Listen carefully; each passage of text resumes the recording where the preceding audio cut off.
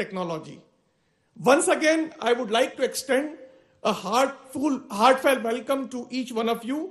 It is truly a pleasure to have you all as we embark on what promises to be an enriching and inspiring journey. Together, we will explore, learn, and engage with ideas that will shape the future of science and innovation in the country. Thank you once again for your participation and your enthusiasm. I look forward to interacting with all of you. Namaskar, Jai Hind. बहुत बहुत आभार, धन्यवाद professor Abhay Karandikar जी। और मेरे ख्याल से आपकी बात इन बच्चों तक पहुंची और ये बहुत उत्साहित होंगे। हमारे बीच भारत सरकार के विज्ञान एवं प्रौद्योगिकी मंत्रालय के केंद्रीय मंत्री डॉक्टर जितेंद्र सिंह का एक वीडियो मैसेज है। मैं चाहूंगा कि हम सब उसे सुने। Doctor Jitendra Singh. Honourable chief minister of Madhya Pradesh Shri Mohan Yadav ji, chief secretary Madhya Pradesh Shri Anurag Jain, professor Abhay Karandikar, secretary department of science and technology government of India, professor Fahad Joshi, director IIT Indore, doctor Anil Kothari, DG MPCST, doctor Rashmi Sharma, head NCSTC, members of the scientific fraternity, child scientists, mentors, state level coordinators of Child Science Congress, ladies and gentlemen. As you all know, Honorable Prime Minister Shri Narendra Modi has always emphasized upon nurturing young talent to develop new India. And to that extent, the National Children's Science Congress, initiated by the National Council of Science and Technology, the NCSTC, Department of Science and Technology, is one of the platforms which gives wings to aspiration of the most productive minds in the age group of 10 to 17 years. This year's annual program fosters a spirit of scientific inquest and invention among young minds through science and research-based projects. And by promoting experiential learning and teamwork, the NCSC aims to cultivate a scientific temper and empower students to contribute meaningfully to societal development. This year, ladies and gentlemen, we are making 31st National Children's Science Congress, and the theme this year is Understanding Ecosystem for Health and well-being, which is also one of the priorities of the Modi government. And to that extent, this theme underscores the critical role that the ecosystem plays in our lives, providing essential services such as clean air, clean water, clean food. Healthy ecosystems regulate climate, control diseases, and further enhance physical and mental well-being through nature. In addition, the ecosystem plays an important role in conserving biodiversity, which is extremely vital for medical research and sustainable agriculture. Protecting ecosystems, thus, is crucial for maintaining environmental balance, reducing natural disasters, and building resilience against climate change. Encouraging children to explore science and research from an early age is vital for achieving the vision of Viksit Bharat.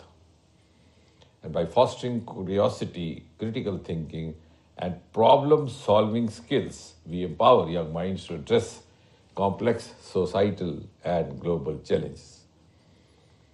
A research-oriented mindset among children, you would agree with me, drives innovation in areas such as healthcare, such as agriculture, such as renewable energy, and technology as a whole, contributing to India's self-reliance and economic growth. Furthermore, it strengthens the nation's scientific ecosystem by nurturing future researchers and innovators who can push the boundaries of knowledge and discovery. Today, India is laying a strong foundation for global welfare, and Indian students are consistently demonstrating remarkable achievements in science and technology, contributing to global innovation and progress. They excel in prestigious international competitions like the International Science and Engineering Fair, the ISEF, and the Olympiads, winning accolades in mathematics, physics, chemistry, and informatics.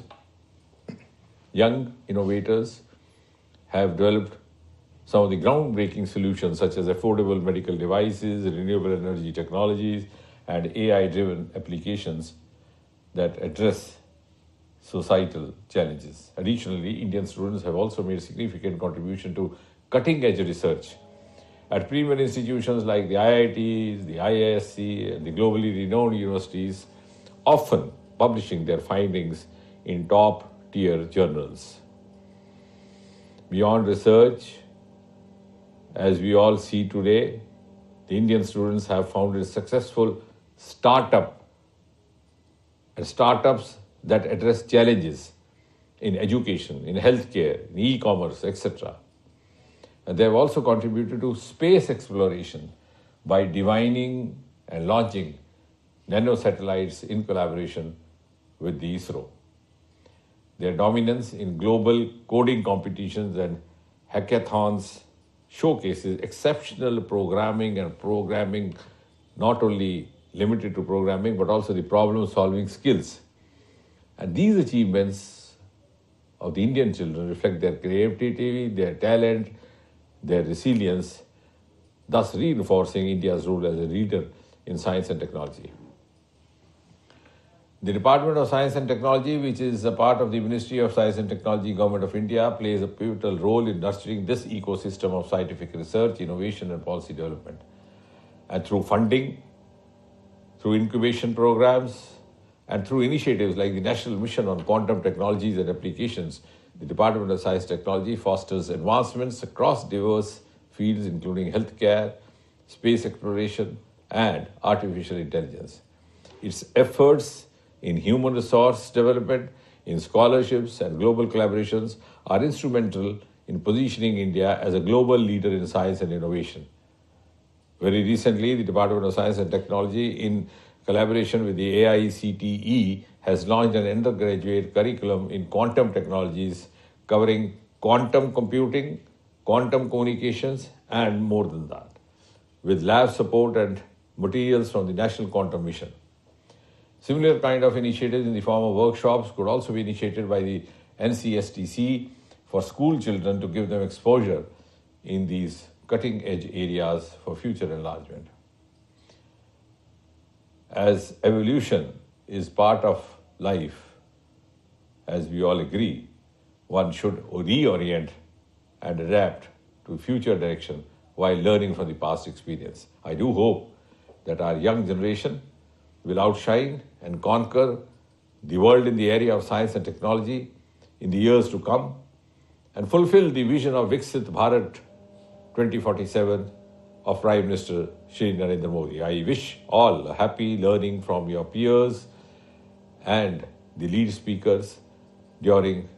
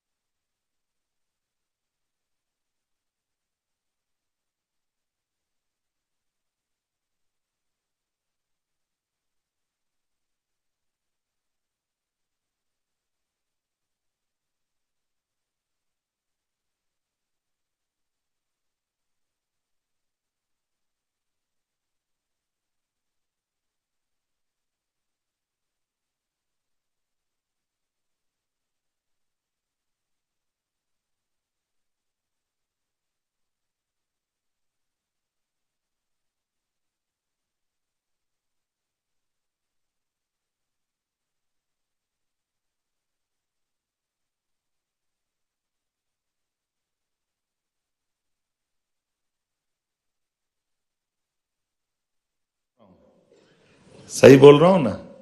लेकिन ये समझ में नहीं आया कि ये परिक्रमा की शुरुआत का या समापन का जो समय मालूम पड़ना चाहिए। प्रकृति के अंदर कौन सा ऐसा जीव है जो रात को 12 बजे अपनी दिनचर्या चालू करता है? कैसे बदलता दिन 12 बजे रात में, समझ में ही नहीं आता है। आपको किसी को समझ में आता है क्या? 12 बजे दिन बदल गया, हम सब ताली बजाते हैं 31 दिसंबर से 1 जनवरी की यात्रा की तरफ जाते हैं। मैं साइंस की दृष्टि से बोल रहा हूँ। हमारे मन में कभी प्रश्न आता है कि नहीं आता, ये कौन सी पोगापंथी है? किसने सिखा दिया कि 12 बजे बदलता है? दुनिया में कोई भी जीव की अपनी, अगर उसकी जीवन यात्रा प्रारंभ होती है, नया दिन उसके लिए आता है, तो या तो सूर्योदय से आता है या सूर्यास्त से आता है। इसके अलावा कोई है क्या बीच में? लेकिन हम विज्ञान में बात कर रहे हैं, लेकिन घड़ी रात की 12 बजे मिला रहे हैं। तो या तो ये सही है, वो सही है। इसका उत्तर आपके माध्यम से मिलेगा, मुझे इस बात की पूरी संभावना है, जिस भाव से आप आगे बढ़ेंगे। जब हम इससे बात कर रहे हैं, तो मैं जब ये बात आपके सामने रख रहा हूं, तो अतीत के इतिहास से जोड़ करके बात करना पड़ेगी।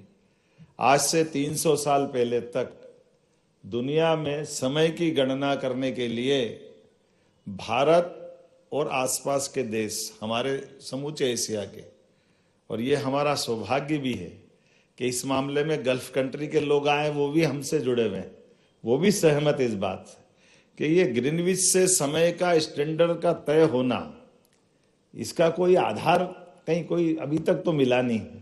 ये आधार जरूर था कि हाँ, 300 साल पहले जब फ्रांस के लोग हावी हुए तो भारत से सम्मान उठा करके ले गए। वो अपना फ्रांस की राजधानी पेरिस से 50 साल तक दुनिया में वहां से तय कराया। और जब उनके बाद अंग्रेज हावी, तो नहीं, तुम में ये तो मान सम्मान हम ले जाएंगे, तो वो ग्रीनविच में ले गए। अब ग्रीनविच में जाने के बाद दुनिया में समय कहां से तय हो रहा है? ग्रीनविच से हो रहा है। लेकिन ये बात बताओ कि अगर अपन अब साइंस की दृष्टि से आते हैं कि हमारे पृथ्वी और कई कितने अच्छे संयोग भी है, हम अगर अपने आसपास में वो चीज देखें तो वो दिखाई भी देती है। जैसे पृथ्वी गोल है, इसको जानने समझने के लिए टेलीस्कोप और पता नहीं क्या क्या लगा, लेकिन हमारे यहाँ हिंदी में पहले से ही भूगोल बोल रहे हैं, और भूगोल बोलते ही पृथ्वी गोल है अपने आप दिख रही कि नहीं दिख रही? ये ध्यान में आ रहा कि नहीं आ रहा है? गैलीलियो ने टेलीस्कोप के माध्यम से ग्रह दिखाए, मान लिया, दिख।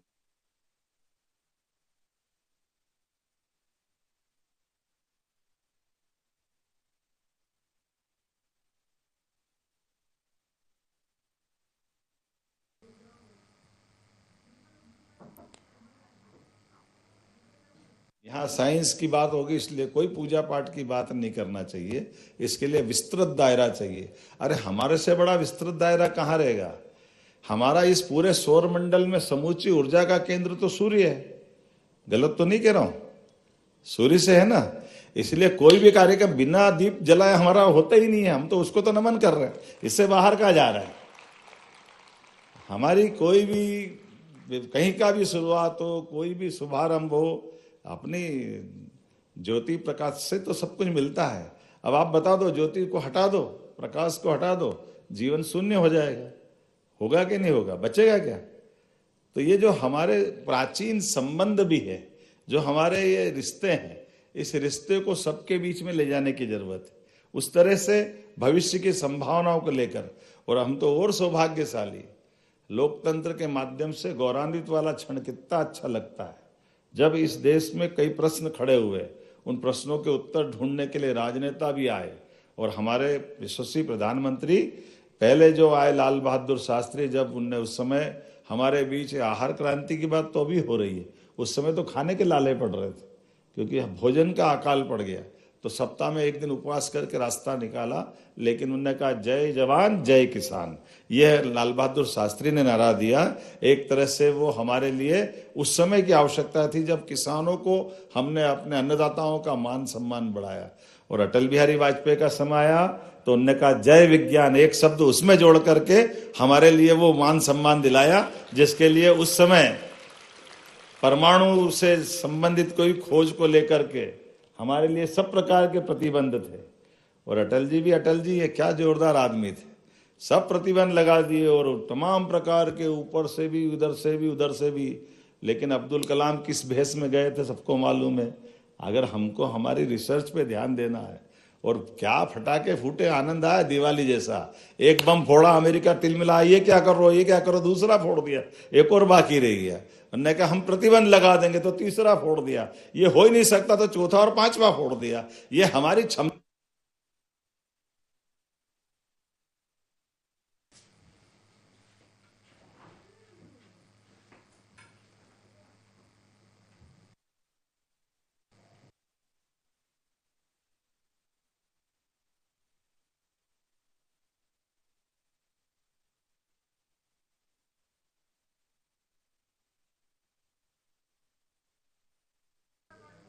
तो राजधानी भोपाल से सीएम डॉक्टर मोहन यादव के संबोधन को आप सुन रहे थे। 31वीं राष्ट्रीय बाल विज्ञान कांग्रेस का शुभारंभ कार्यक्रम है, जिसमें शामिल हुए हैं। राजधानी भोपाल के रविंद्र भवन में कार्यक्रम आयोजित किया जा रहा है। 12 मिहिर वेधशाला का उद्घाटन कार्यक्रम है, जिसमें शामिल हुए हैं सीएम डॉक्टर मोहन यादव। कार्यक्रम की तस्वीरें भी आप देख सकते हैं।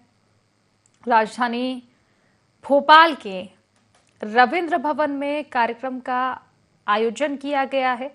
फिलहाल कार्यक्रम को संबोधित कर रहे हैं CM doctor Mohan Yadav.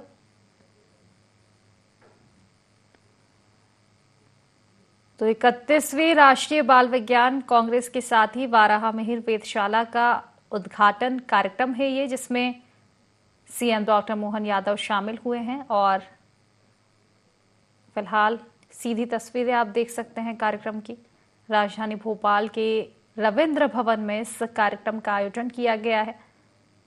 CM doctor Mohan Yadav शामिल है इस कार्यक्रम में, संबोधित भी कर रहे थे हाल ही में।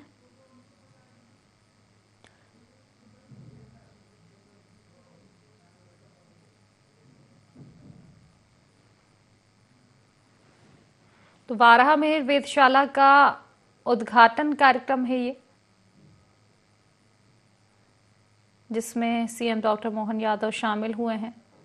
इसके साथ ही 31वीं राष्ट्रीय बाल विज्ञान कांग्रेस का शुभारंभ कार्यक्रम राजधानी भोपाल के रविंद्र भवन से सीधी तस्वीरें आप देख सकते हैं।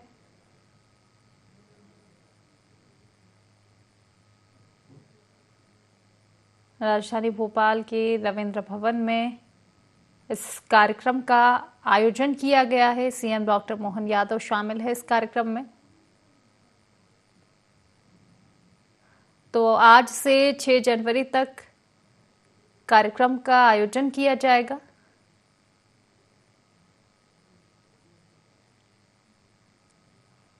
और फिलहाल ये सीधी तस्वीरें आप देख सकते हैं।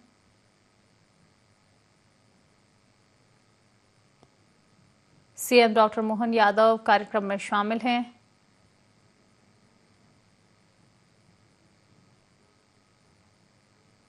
राजधानी भोपाल से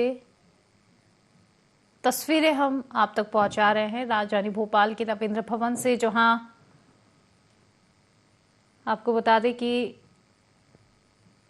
12 मिहिर वेधशाला का उद्घाटन कार्यक्रम है, जिसमें सीएम डॉक्टर मोहन यादव शामिल हुए। 31वीं राष्ट्रीय बाल विज्ञान कांग्रेस का शुभारंभ कार्यक्रम भी है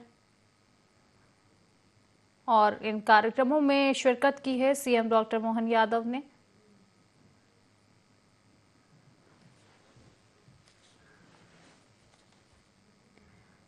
तो राजधानी भोपाल के रविंद्र भवन में कार्यक्रम का आयोजन किया जा रहा है।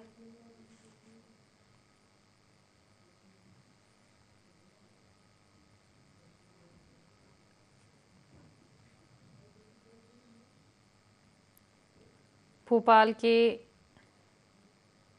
रविंद्र भवन में इस कार्यक्रम का आयोजन किया जा रहा है, जिसमें शामिल है सीएम डॉक्टर मोहन यादव।